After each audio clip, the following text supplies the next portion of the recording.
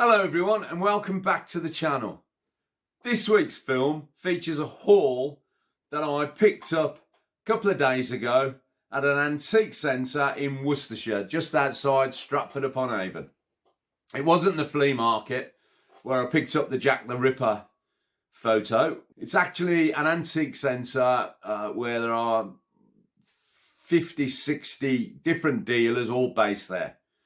Now, it's a bit of a challenge shopping at an antique centre as opposed to a flea market or a car boot, because obviously the dealers there, they all know the value of these items, so you really have to dig around under tables, at the back of shelves to try and find anything that you can resell for a profit, which is the game I'm in, obviously. So I make life slightly harder for myself in that I will buy purely from flea markets, antique and vintage markets, antique centres, and I do shop at car boots, to be honest with you, but I always pay a fair price for anything I pick up there. And rarely do I haggle over a price at a car boot. Anyway, I'll get off my soapbox and we will have a look at this haul that I picked up. It's an interesting haul. There are about 20 items, so I'll be as quick as I can on each one.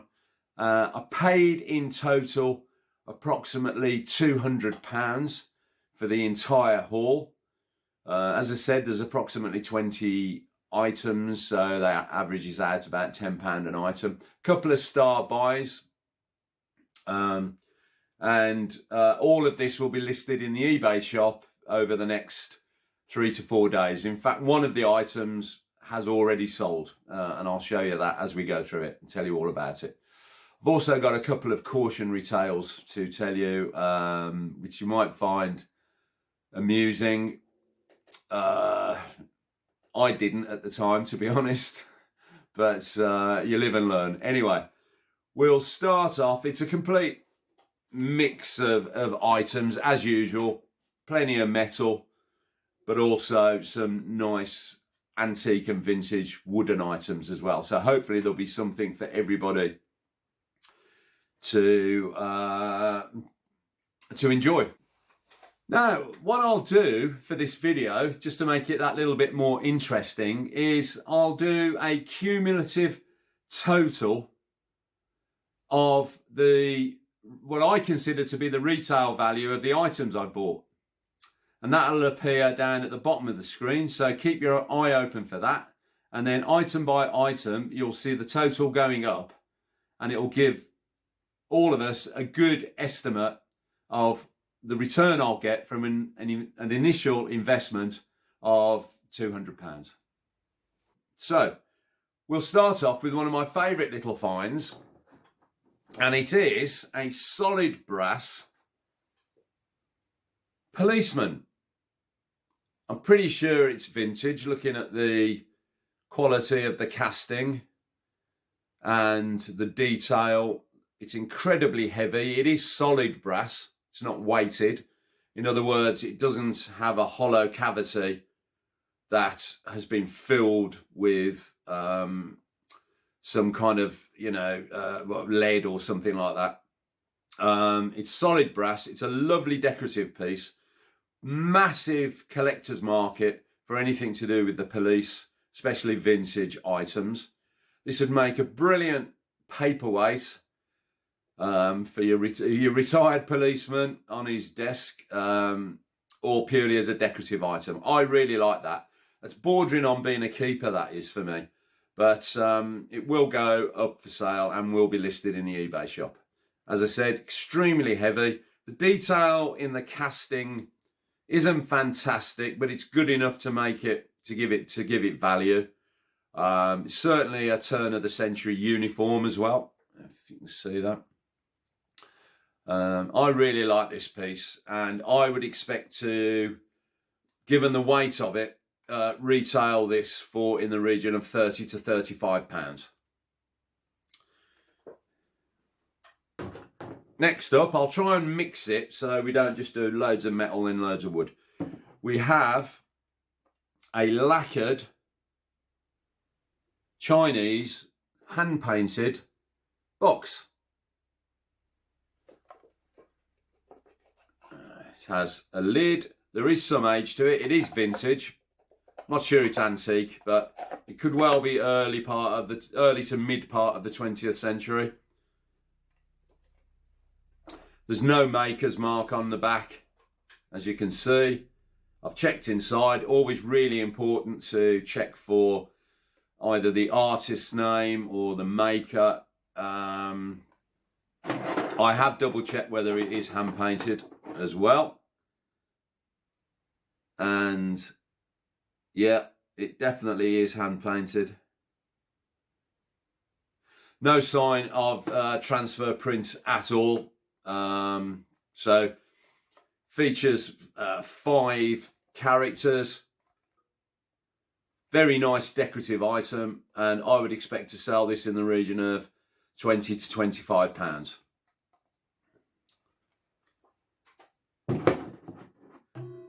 I've got to remember now, I've got so much spread out here, what I've gone through and what I haven't.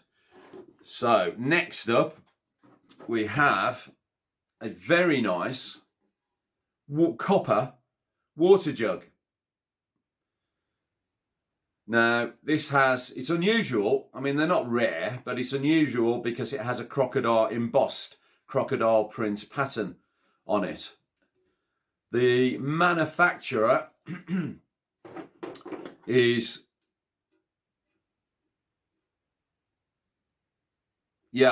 Sankey and Sons, and this was manufactured in Birmingham, England, so my home city. And it's a lovely item, highly decorative, functional as well. And this would retail in the region of £25 because, as I say, you can find them. You know, they're reasonably common, but it's just a very decorative, interesting piece. Sometimes these are used on firesides or hearths as a water jug in the event of an accident, or it can be used obviously as a serving jug for water on a bar or whatever, really, you know. Or even, I think it'll probably end up being used as a vase, to be honest with you. So highly saleable. It's a great find. And as I say, I would expect this to sell for in the region of £25. Next up, we have a very nice, it's almost a satin wood finish. It's an antique, I do believe it's an antique, certainly early part of the 20th century, letter rack. Now, when you purchase these types of items, always look for damage because they do split. And sure enough, this does have a split across the top. As you can see, there you go, you should be able to see that.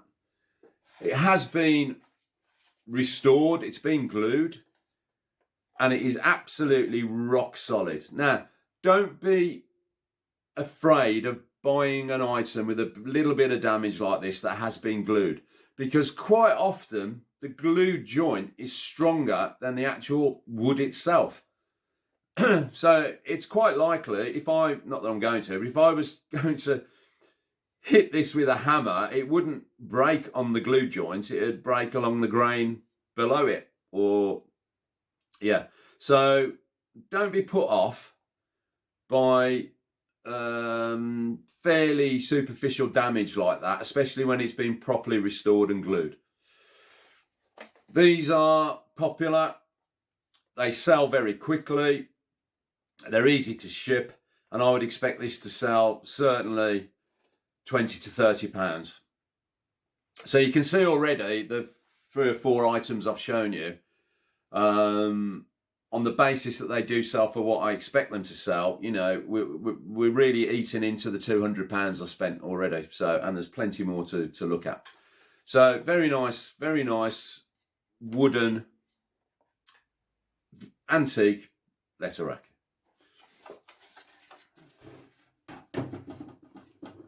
Now, here's an item that has sold already. it's a copper vase, and on the base, maybe looking around the right way, yeah, on the base, I don't think you're going to be able to read this, to be honest with you, but it's got everything you need to know about it. Yeah, it has brass decorative. Are they brass? I'm just checking this there. Well, actually, the rivets down the side are copper, but it has brass beading around the top, and it's also strengthened with brass around the base as well. Now, sometimes difficult to age copper, but this is kind of arts and crafts style, so potentially this could be pre-war or around that mid-century period. I don't think it's 19th century Victorian. It doesn't look to me that it is. And on the base, I think this is a glasses rather than a jeweller's loop job. On the base, it says, this flower vase was handmade in the forest of Arden. And it was made by, and it looks like J.R. Henley and Arden. So you've got, not only have you got where it was made, but you've also got the name of the craftsman himself. So that has sold. That literally, I did list, it's already listed on eBay, and that literally sold within a couple of hours. I paid, well, on average, I paid £10 for everything, and this sold for £25. So that's probably ballpark profit margin on a lot of these items, i.e. double my money, 2.5 times what I paid. That's probably about the best you can do from an antique centre. So nice copper vase, and that's on its way down south somewhere. Can't remember exactly where the customer was from, but right. Oh yes, and the only other thing is it does, which adds a bit, it does have a brass insert for flower arranging. Next up, we have a very nice vintage wooden pegged plant stand or single shelf bookcase, kind of Gothic style. It's not that old. I'd probably put this at 20 to 30, well, no, maybe 30 years old, perhaps, in that kind of period. It's peg joints. I'm not going to disassemble it, but there's not a nail in it or a screw. It's peg joints, and it's stained pine. So nice functional item. This would look great with a couple of plant pots on it, ivy or whatever, in a country cottage setting. Paid next to nothing for this, and I would expect this to sell again in the region of £25. But a very nice, functional, and antique looking, antique style plant stand.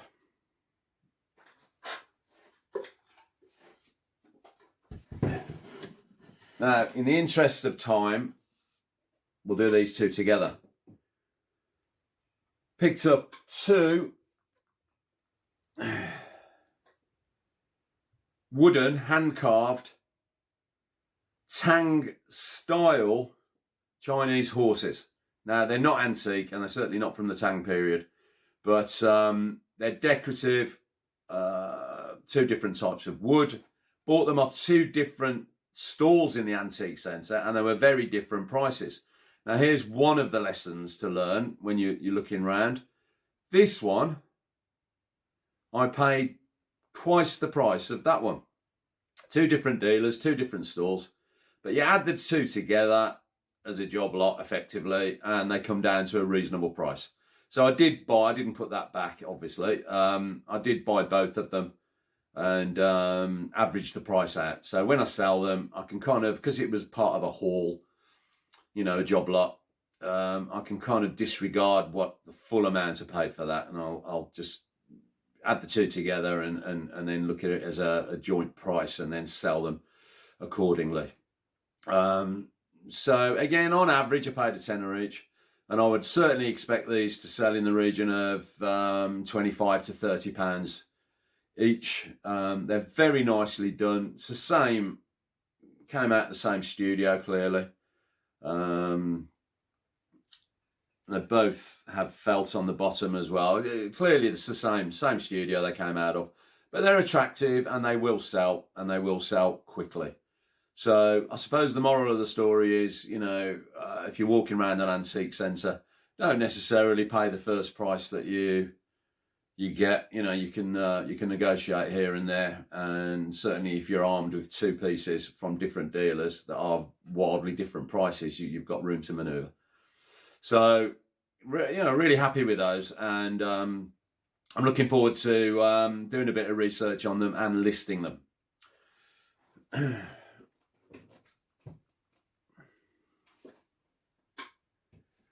Right, next up. Now, as you know, my business, I sell antiques, vintage, collectibles, but I do sell retro decorative as well. And this is a really good example of retro decorative. What do I mean by retro? Well, for me personally, and it varies, different dealers will have different perspectives on this. Retro is an item that isn't old, not even vintage, but is in a vintage or an antique style. So that's my definition of retro. And I picked up a nice little decoupage drawers. 2 drawers, functional, decorative, no great age, heavy, well made.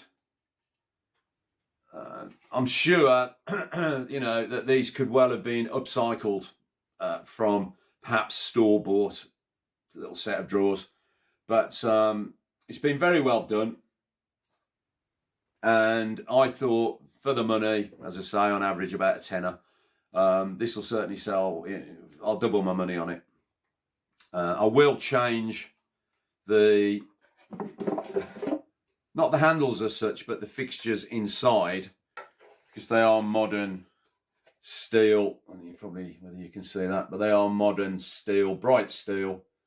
Washer and screw, so I will change those just for the appearance. Really, I'll put a couple of old slot head screws in, and when I list it, it's really important that you state this isn't old. You know, that it's had replacement handles, drawer handles, and you know, you got to be honest. You can't pretend it's old.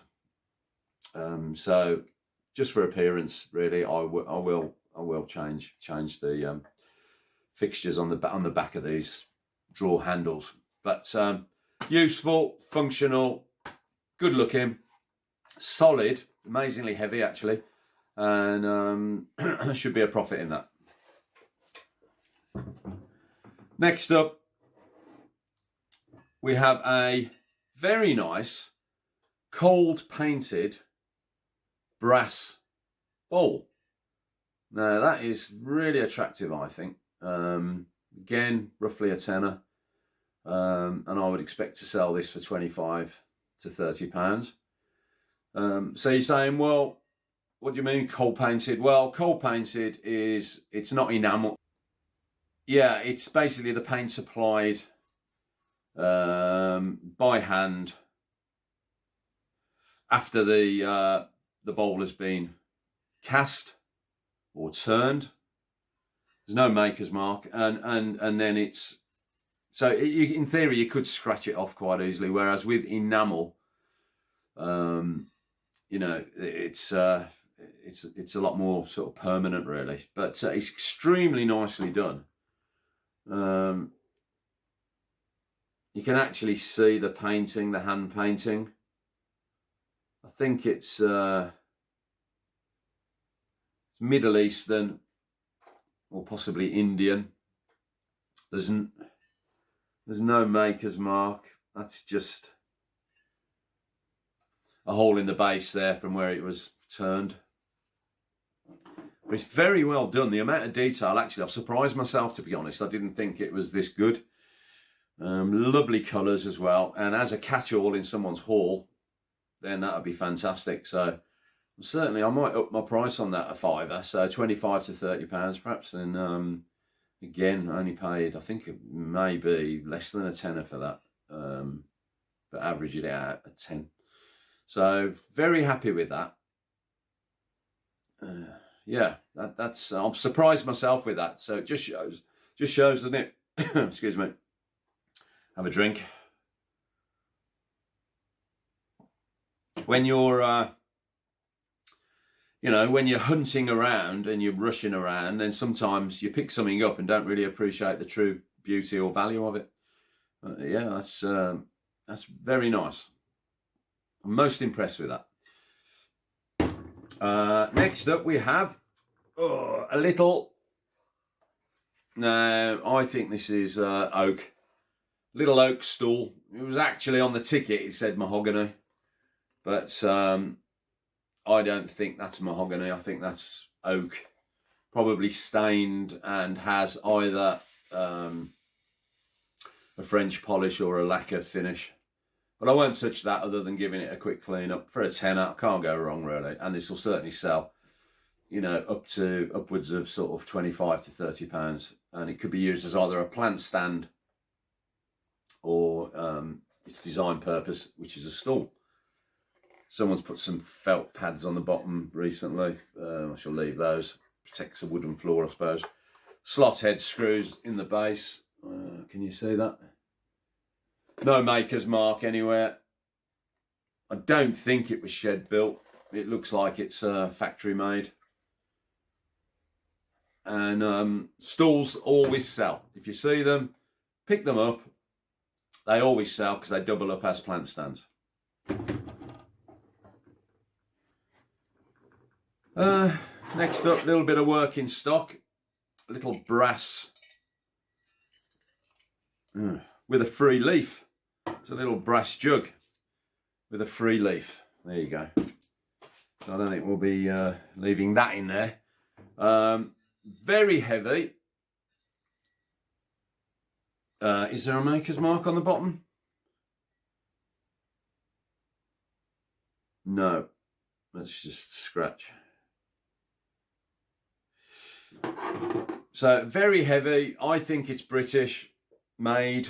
Brass water jug, probably for a bar. A glass of whiskey, a little bit of water.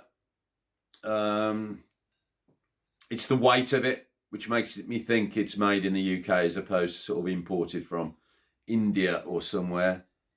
It's soldered handle, so it's not like mega quality.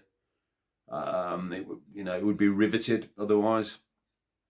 But heavy, substantial for its size, decorative and functional. I would expect this to sell in the region of 15 to 20 pounds. So there's a profit in it, not a big profit, but you're not going to make a big profit on everything, especially when you're getting a haul. So yeah, happy with that. Nice little item. One for the Breweriana collector maybe. Happy with that. Right, Old Faithful now. These always fly out, if you pardon the pun. Wooden duck, late 20th century, early 21st century, no great age at all. Handmade, probably Indonesia or somewhere like that. Wooden eyes. The more valuable ones have glass eyes. But as a decorative decoy duck, these do sell very, very well. And I would certainly expect 20 to 25 pounds for him. It's well made. It's hand carved and stained, painted, stained. Little bit of weight. It's not balsa wood or anything like that. And you can just see from the. It's a quality piece, really. The decorative feathers on it. And I don't know, well, I do know why, because they are cute little fellas, aren't they? But ducks always sell. They always sell, and they always sell for a good price. People like them in their cottages on the shelf. So pick them up if you see them. Get them as cheap as you can. Cheap. They ain't birds. Ducks don't cheap, do they, really? But anyway. Yeah. Always pick them up, and they sell well. So recommend a good duck. So here we have what I think is an antique copper water jug. handmade. It's got solder repair on the inside of the rim there. Doesn't detract from the value in my opinion. It's just part of its story. It also has a solder joint for the top down to the main body. Mentioned earlier about handles and the better quality ones are riveted. So there you go. There you have your riveted handle. I think it's early 20th century. Could possibly even be earlier than that. And as I say, I am assuming at the moment that the solder joint around the top is part of the original manufacturing process. Again, no maker's mark. Nothing at all. No. So an anonymous manufacturer, but again, this will sell. Ironically, probably not for as much as that. I think this will probably go for around the £20 mark. There's plenty of them about, but this is a particularly nice antique looking version. And he certainly had a bit of life. Now, while I'm thinking about it, the base, this one here that I showed you earlier, why do I think it's old? Well, it's got that patina. Now, patina is the chemical reaction of the metal surface to oxygen, and that's what ages it or makes it darker. But if you look on the base, again, I don't know if you can make this out. When they make these on a production line last Tuesday in India, they try to make the base look old by scratching it, but quite often the scratch patterns are uniform. You know, they might just sort of put it on some sandpaper or grit or something, you know, and just rub it up and down. Very difficult to reproduce that kind of wear on the base of any metal item, or even glass, to be quite honest with you. You can see that has been around for a long, long time, and it's got natural wear on it. So yeah, so that's always one good little tip to look for, really. Look at the base and look at the wear pattern on the bottom, and if it's completely random, little dents, scratches, abrasions randomly across the whole of the base, then it's a good indication anyway that it's got some age to it. Right, what else do we have? Yeah, this is quite a nice little item. An enamel chamber stick. Again, no maker's mark. I suspect, purely because I've seen them before, that it could be French.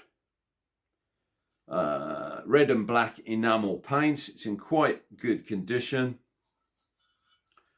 It's got some, you can see signs of age on the base. So I might put this sort of mid-century period, 1940s, 50s maybe, in terms of the period. And I would expect to get approximately £25 for it. It's nice and simple. It's been used. There's wax residue inside it. I like the colours. That would look nice sat on someone's hearth in their cottage. Nice white candle in it. And if you have your power cuts, then with all these electricity prices going up and up and up, then you can safely walk around knowing that your candle wax isn't going to drip onto your carpet or your wooden floor, and you're not going to set fire to the house. So functional, decorative, and affordable. Total ethos of what I do. Cheap and cheerful, work in stock. Little brass tea light holder. Not much to say about that. Pierced, no maker's mark. It is solid brass. Done the magnet test, and that'll sell very cheaply for about £10.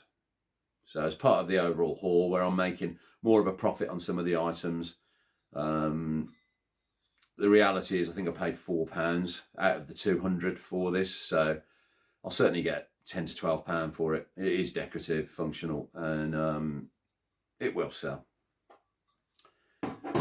What else do we have?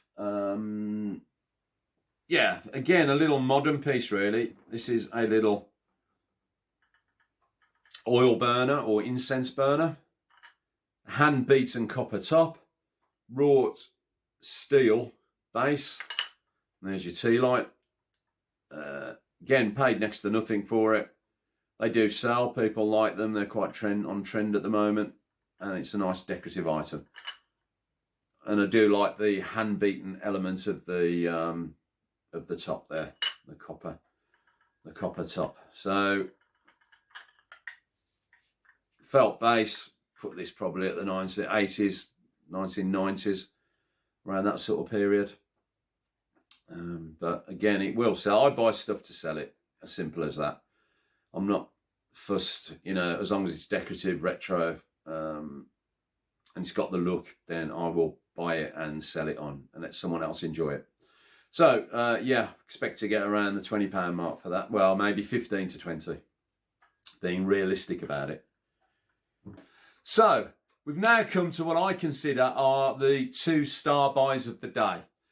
First one is a small satin wood lamp table.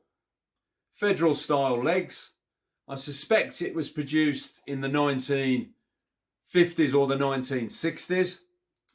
So you might call it a revival piece. Rock solid, stable. It has some Indian ink stains on the top. If you can see those. There. Oh, I don't know, difficult to see. There you go. You probably get a little view there in the corner. Which, for me, add to its story and the overall patina. To some people, it might spoil it. Not for me. I think that's a lovely little table. Came in as part of the haul, so I've allocated a tenner to it, purchase price. I will be asking in the region of £75. And I would hope to get at least £60 for it. So that's what I'd value it at for the purpose of this video. So a lovely little federal style lamp table. Now we have probably the best buy of the day. And it weighs quite a bit. Right, there we go. Now that is an absolute beauty. It's a solid brass, wrought steel handle jam pot. It weighs an absolute ton. There's no maker's mark on it. They were very utilitarian. Riveted handle. No cracks, chips, damage of any type. It's just got a sense of time, in my opinion. Fantastic piece. Again, averaging out the price for the haul, I've picked this up for a tenner. There are brass jam pots available online for up to £160, and I will tell you a funny story about that in a second. This I would probably list to begin with at £120 and hope to get at least £90 for it. It's one of the biggest and best I've seen, and I'm really pleased with this.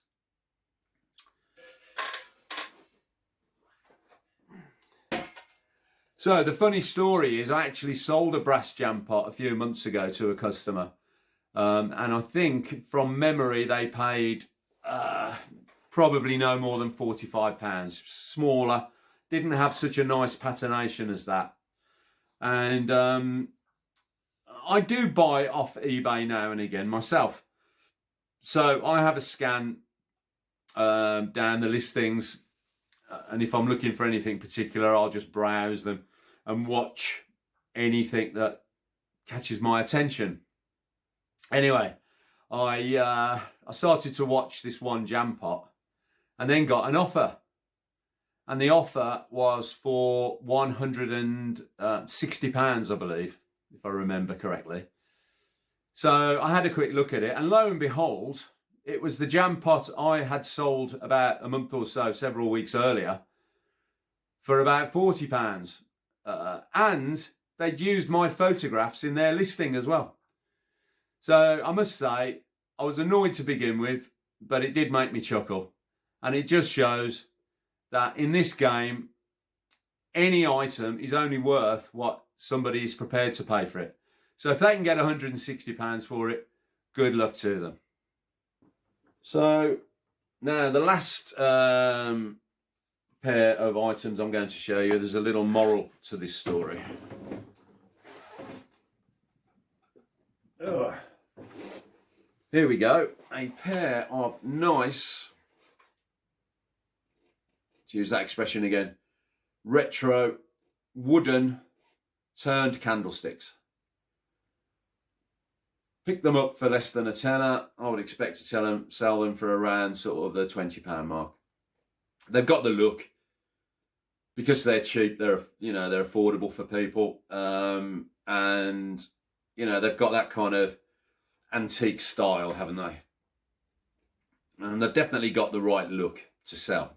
No doubt about that. So, what's the moral of this story? Well, the moral of this story is when you buy anything, always carefully check it before you pay for it. Because I turn this round, when I got home, there was a big chunk missing out of the top. It's a metal drip tray, which is good, but there's a great big chunk missing, as you can see, off the top there. Now, it's not beyond restoration, because I think the top, I'm not sure it's part of, oh no, it is all one piece. So I've got a choice. I can just cut it flat and then glue a new piece to it, or cut the whole top off and apply a new top to it. But it really does need to match this one to make them, to get the full value out of them.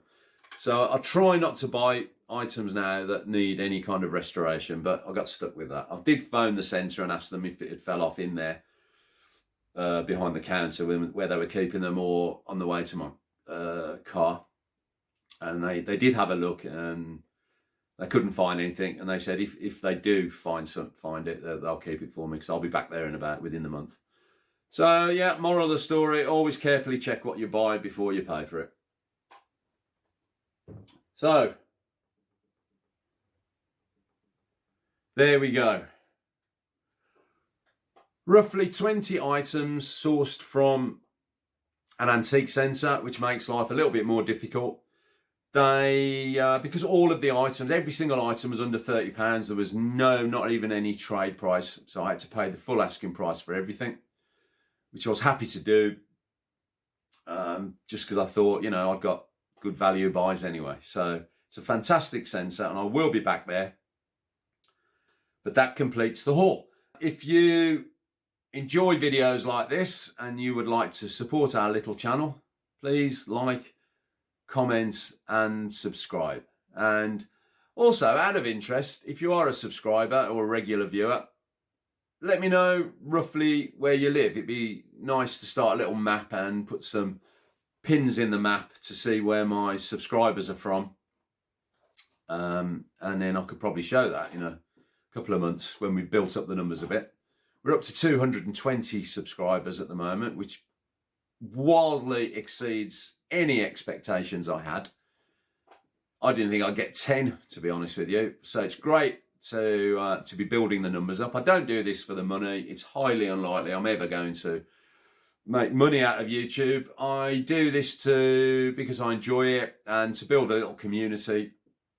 I've definitely got to know a couple of the subscribers now. They message me, regularly leave comments, but it would be great to get a bit more engagement from the rest of you. So I thought we'd start with, let me know, I don't want to know your street and house number. Just let me know roughly where in the world you're from, and we'll start a little map, and I can show that in a couple of weeks. So that's it. Thanks for watching. I hope you enjoyed it. Please like, comment, subscribe. Let me know where you're from. Take care, stay safe, and I'll see you next week. Cheers. Bye.